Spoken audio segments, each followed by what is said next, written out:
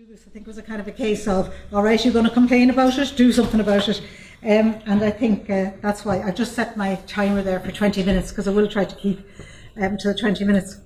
So the thing is that if you're talking about women in Northern Ireland, then you really do have to say that when you talk about the shipyards, you know, kind of providing the basis for for partition and all, that actually women were also crucial to that, you know, making Northern Ireland the linen capital of the world. And in the 19th and 20th century, you know, women had as much to contribute to the economic basis of partition as the rest of the island. And women in the north suffered as we did in the south as a result of partition. So when Connolly talked about, you know, partition bringing a carnival of reaction and all that, everybody thinks about the south and, you know, contraception being illegal and no divorce and all this kind of thing. But we very rarely look at what was going on here in the north as well. And when I got an awful fright this morning, because I'd been asked to speak about women in the civil rights movement, and then I opened up, you know, the invitation, and it said from welfare state to O'Neill, and I thought, oh dear God, I better say something about the welfare state then. And one of the things that's was really noticeable from a woman's point of view in relation to the welfare state was, first of all, just how slow, as Eamon has already said, that the Stormont government were in embracing it. So you have the Butler Act, the Butler Education Act in 1944 in England, and of course it was 1947 before it came here to the north of Ireland. But one of the things that always fascinated me, because of my interest in women and children, is what happened in relation to the nurseries, the Second World War nurseries here in the north. So in England, Scotland and Wales from 1939, there were nurseries set up all over in order to encourage women into war work, in order to encourage women into the munitions industry, and also, to be honest, we could keep them in the linen industry, because linen was important for planes and I think maybe parachutes, but anyway, they were important for the war effort as well. And so from 1939, there was hundreds of nurseries set up that actually started at 7 o'clock in the morning, gave the children their breakfast and kept them there until 7 o'clock at night, so that their mothers could work 12-hour shifts for the war effort. What did Stormont do? Stormont, on the one hand, had proportionately more women at work here in the population here than there would have been in other parts of the UK. But Stormont just flat refused to set up nurseries. They weren't going to be suggesting that a woman's place wasn't in the home. And even though there was loads of women who had children who were out working, they were very determined to kind of insist that women's primary role was still going to be in the home. So the Unionist government actually refused to do this. Now it did establish some childcare facilities outside of Belfast to help with the children who were evacuated from Belfast after the bombings in 1941. But it actually took until 1943 when the Unionist government was under a huge level of pressure, first of all from Britain, because you had Westminster saying, hang on a second, you can't be doing your bit for the war effort if you're not providing these nurseries to allow the women to work. And there was a huge and growing demand for women workers in munitions, in aircraft, in the linen industries. And it was only actually when a couple of women MPs who were sitting as independents from Queen's University actually put down a motion at Stormont to say, you know, that this was a disgrace, and to imply that they weren't being patriotic, you know, that the government wasn't fully backing the war effort. And also I think they lost some by-elections, didn't they? The Ulster Unionists lost some by-elections, so I think that may be really what swung it, is losing the by-elections. And so they finally relented and set up a series of nurseries across Belfast, which catered for about 500 children at their height. And like I say, they were actually, you know, we don't have anything like them today. They were open for 12 hours, providing 3 meals a day, etc. For the children. Interestingly, there was a huge improvement in the children's health during that time, because it was probably the first time that a lot of them got 3 meals in a day. And when the war was over, most of the nurseries in Britain actually closed. And here's where the North again decided to do things differently, because there was a boom in demand for linen immediately after the war, and the women workers' skills were more required than ever. And so the mill owners actually offered to pay to keep the nurseries open. And in fact, some of the mills actually set up their own nurseries for a while, as long as there was a boom in linen.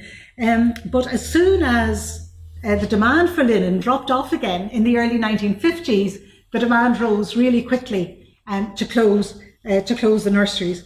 And it was really interesting to read about this, because just like today in relation to things like abortion and LGBTQ rights, in the years after the war, you saw the Catholic Church, the Catholic hierarchy, and unionist politicians coming together to condemn the continued provision of day nurseries.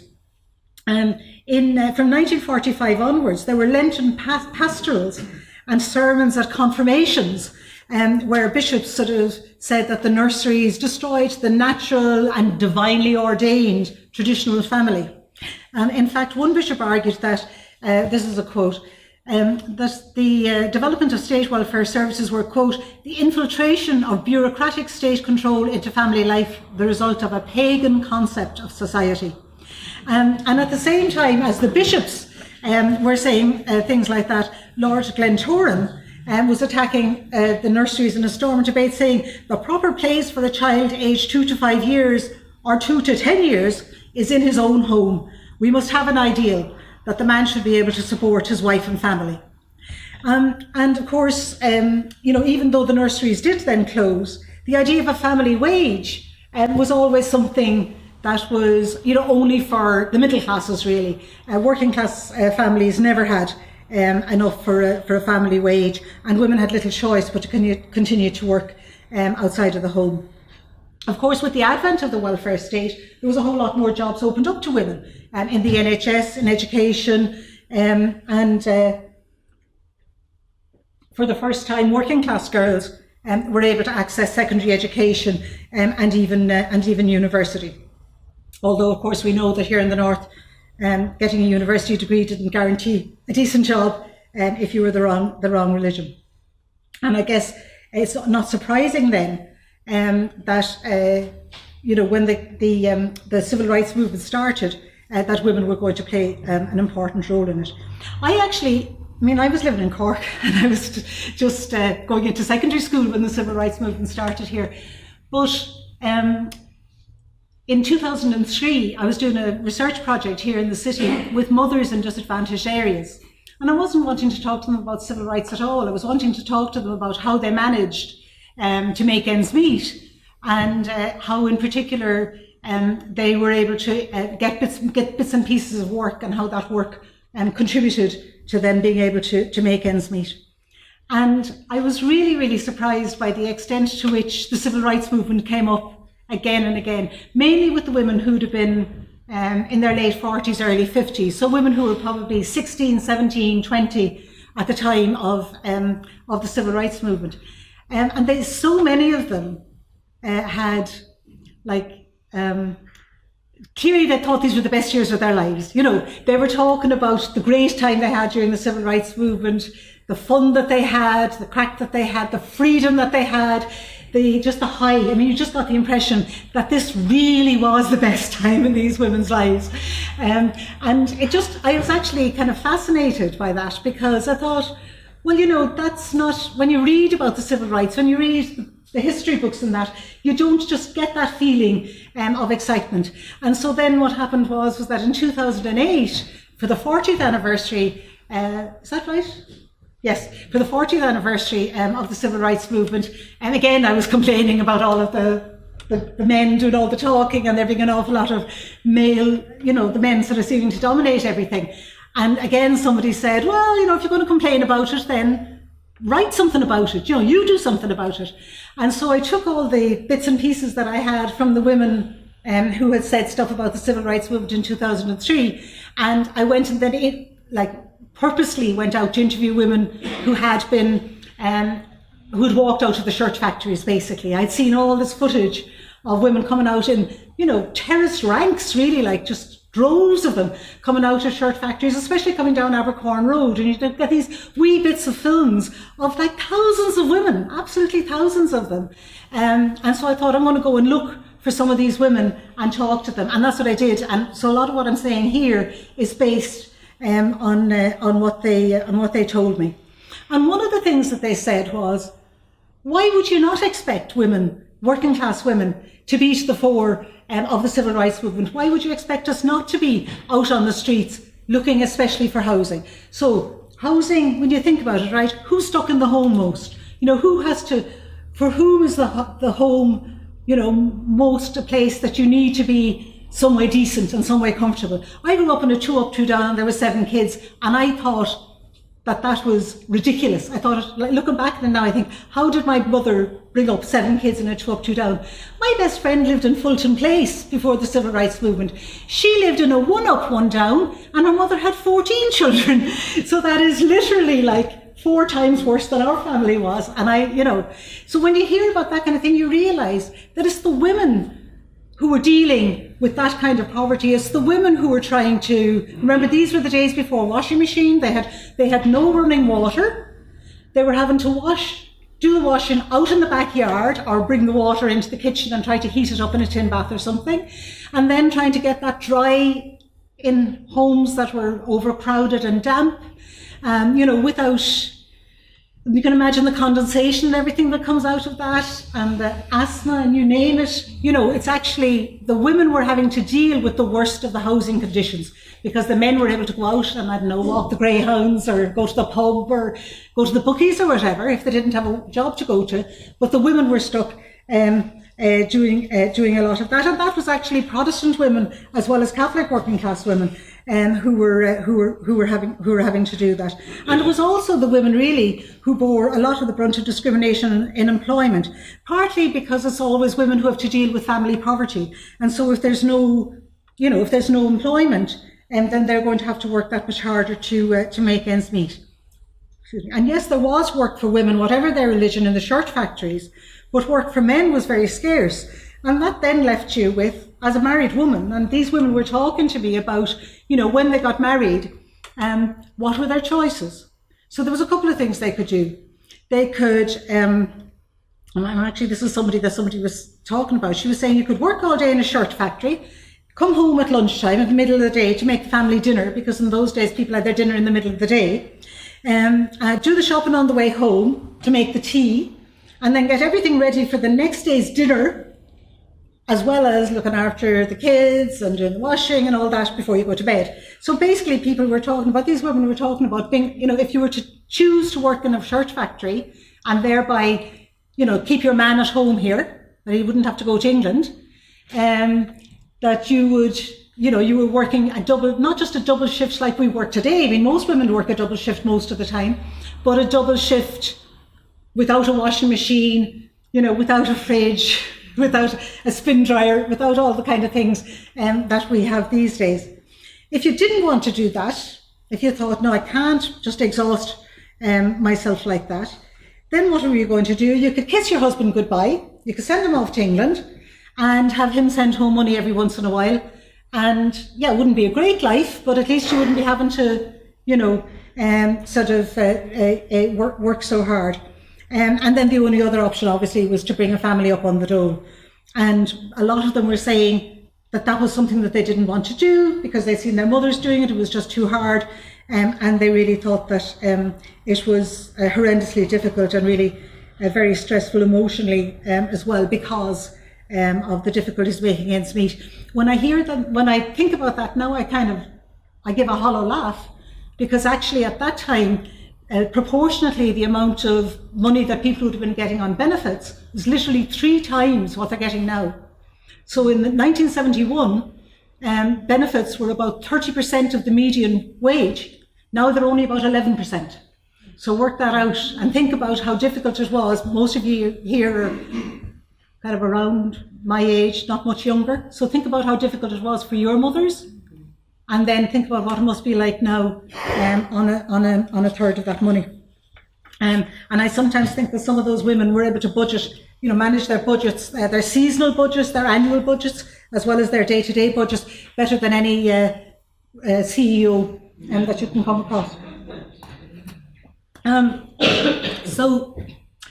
Women had also, of course, benefited from the 1947 Education Act, and even if they left school, as soon as they reached the end of compulsory schooling, they were still more likely to have had a couple of years secondary education, something that hadn't been available to their mothers. Television was starting to be available. People were getting a glimpse of how other people lived. They were starting to realise that not everybody lived like this. Not everybody moved in with their mother and had their first couple of kids, although again, that's coming back, isn't it? Especially in Dublin. But like the young black people in the United States, young women here started to ask as well why things should go on like this, and whether they shouldn't be able to see some change. One of the women that I spoke to who had been a shop steward in a factory in Bennett Street, I was asking her, what it was like for her when she first got married.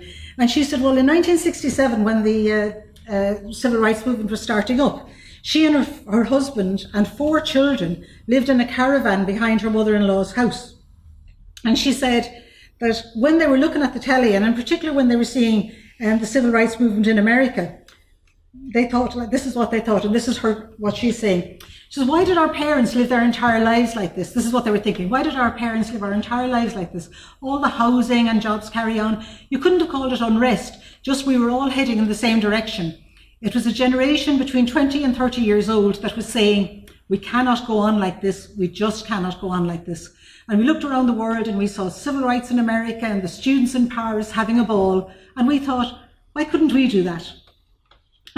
So when the notion of civil rights blew across the Atlantic, really, I think that for women here in Derry, the material conditions really provided fertile ground for these ideas. They were ready to say, we've enough of this nonsense. We've seen on the TV people who have real houses with bathrooms and things, and we're just not going to put up with this anymore.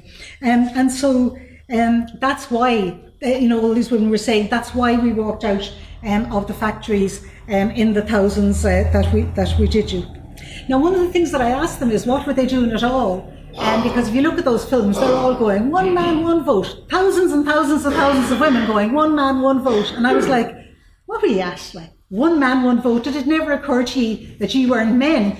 What were you doing? So first of all, they said that these were the slogans in America. So in America, they were saying one man, one vote. So they thought, that's what you do. But also they said, and I thought this was actually, and this was literally everybody. Nobody said to me, yeah, that was a disgrace, wasn't it? There were a bunch of male chauvinist pigs or something. Everybody said something along this line. So this is a quote from one of them. One man meant everybody. That's the way we took it. It was easier to say one man, one vote than one man, one woman, one vote. You couldn't get your tongue around it. When we said one man, one vote, we meant everyone, because none of us had votes. So they were really, really clear that even though, like looking at it from today, we'd say the civil rights movement was gender blind, and we wouldn't have it today.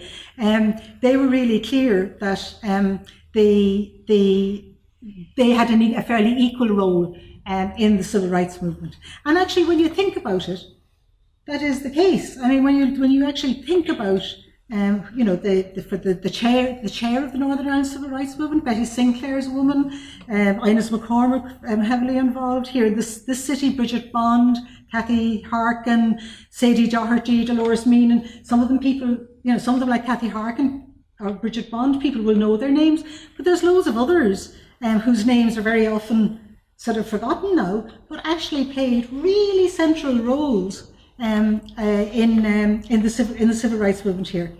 And I think also, whether it's nationally or internationally, when you mention the civil rights movement, when you say the civil rights movement in the North, what's the first name that people think of? The first name that people think of?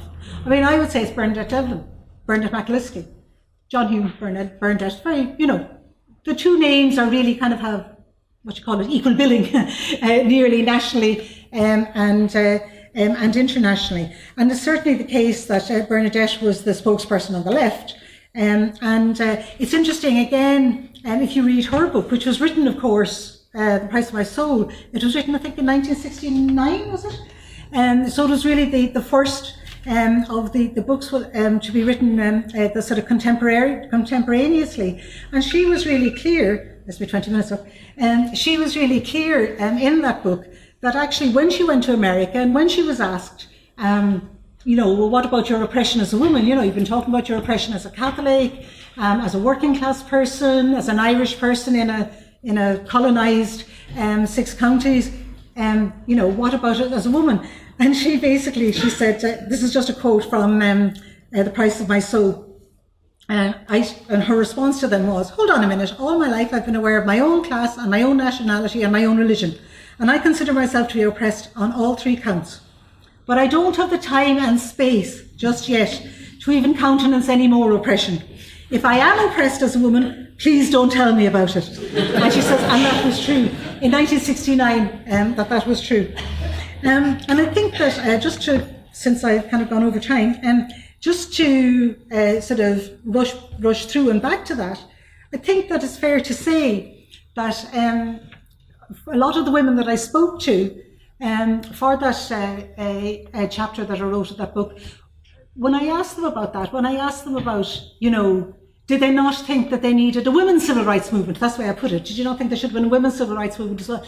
They said pretty much the same thing. Look, when you don't have a home to live in that you can actually feel comfortable in, that you can actually find a place to sit down when there's that many of you in such a small space, then how are you going to be able to think about, my particular rights as women? When you're working so hard that you can't think of anything else except how am I going to make ends meet? How am I going to look after Christmas? How am I going to deck them out for First Communion or Confirmation or whatever? Then how are you going to be thinking about your oppression as a woman? There's just too much else. And they were literally saying, not as well as Bernadette would say it, but the same kind of thing, that they didn't have the time or the space to be thinking about it.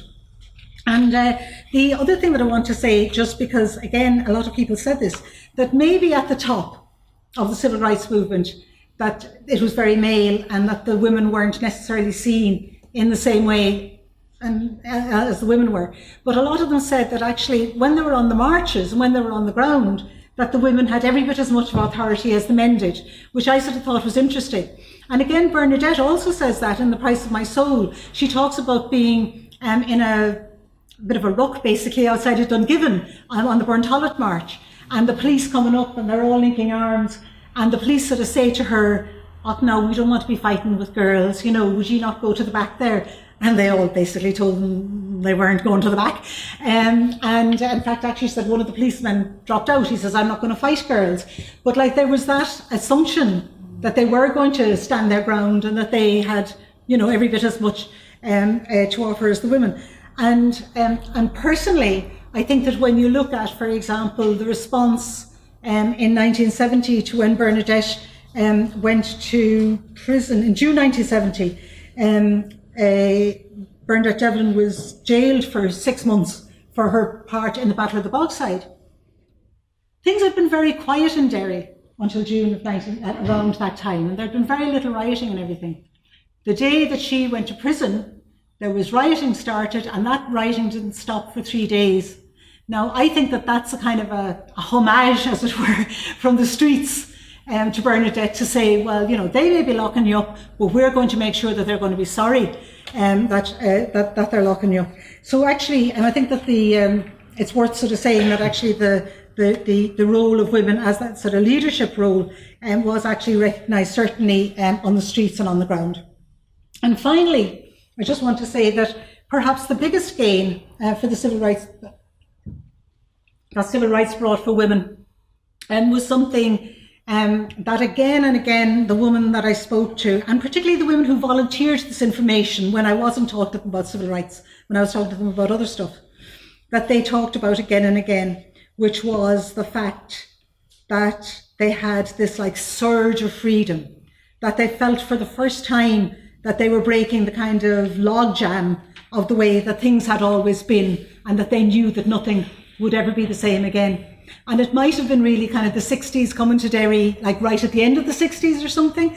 But it was really interesting to talk about, for example, when I sort of said to them, and you seem to have walked out an awful lot, because you get the impression that there was walkouts from the factories like every week or even every other day.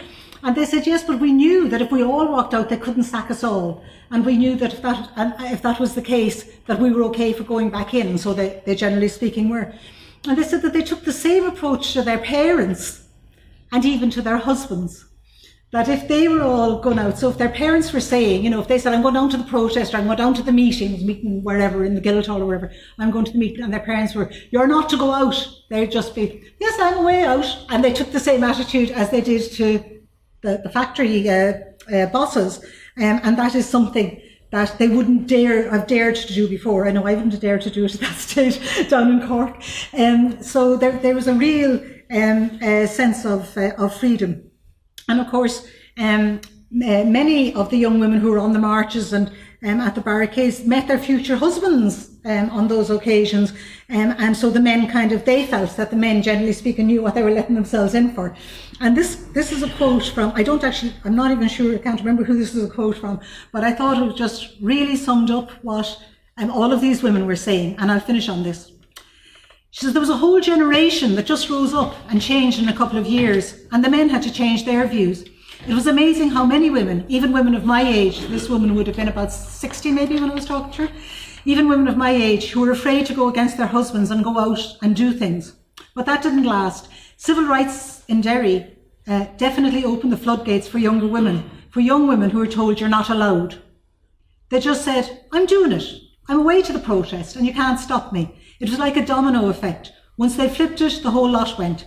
I say civil rights did away with slavery for women in this country. Not sure that's really true, but it was sort of a good start anyway.